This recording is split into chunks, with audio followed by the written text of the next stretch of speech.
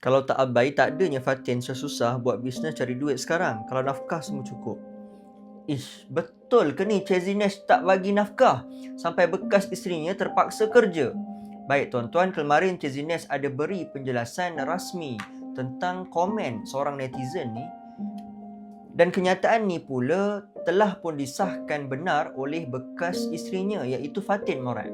Pertama sekali, saya nak puji kedua-dua pasangan ni sebab walaupun mereka telah bercerai dan habis tempoh iddah, mereka tetap senyap dan tak pernah mengaibkan pasangan masing-masing di media sosial. Walaupun mungkin ada rasa yang dipendam, ada kesedihan yang ditanggung, bagi saya ini contoh kematangan yang jarang kita nampak, terutama dalam kalangan influencer di Malaysia.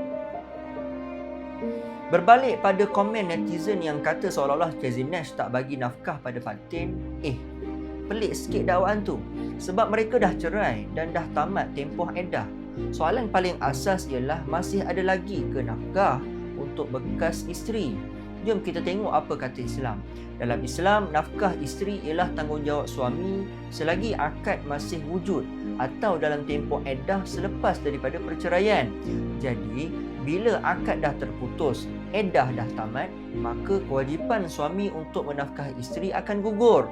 Ini ijma' ulama' termasuk mazhab Imam Syafi'i. Yang tinggal hanyalah nafkah untuk anak-anak, bukan nafkah untuk bekas isteri. Masalah hari ini ialah ramai netizen bercakap tentang nafkah di Malaysia seolah-olah yang diamalkan ialah alimony ataupun spousal maintenance seperti di barat. Padahal tidak. Di negara barat, bekas isteri boleh tuntut duit belanja bulanan daripada bekas suami melalui arahan mahkamah.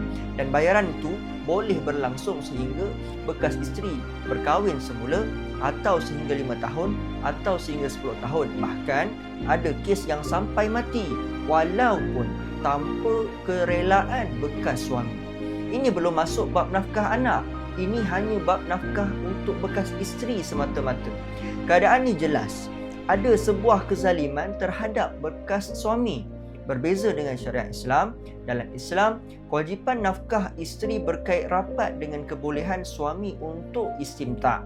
Selagi masih dalam perkahwinan atau dalam iddah, nafkah adalah wajib. Akan tetapi, apabila hak istimta' tu terputus, sama ada dengan sebab nusyuz atau perceraian, maka nafkah pun turut terputus. Jika bekas suami masih membantu selepas bercerai, itu adalah ihsan, bukan kewajipan dan tidak boleh dipaksa. Kesimpulannya, dalam isu ni, kita perlu bezakan antara hukum dan emosi. Bekas isteri bekerja bukan bukti dia dizalimi dan bukan bukti bekas suami culas. Dalam Islam, sibuk menghakimi rumah tangga orang lain bukanlah tanda keprihatinan, bahkan tanda keislaman yang rapuh dan rosak adabnya. Sebab Nabi SAW sendiri pernah bersabda, min husni islamil mar'i tarkuhu ma la ya'ni. Antara tanda baiknya Islam seseorang itu ialah dia meninggalkan perkara yang tidak ada kaitan dengannya. Urusan rumah tangga orang isu yang kita tiada hak dan autoriti. Semua ni termasuk ma la ya'ni, iaitu perkara yang tidak ada kena-mengena dengan kita. Semoga Allah Subhanahu Wa Taala memperbaiki hal keadaan umat Islam seluruhnya.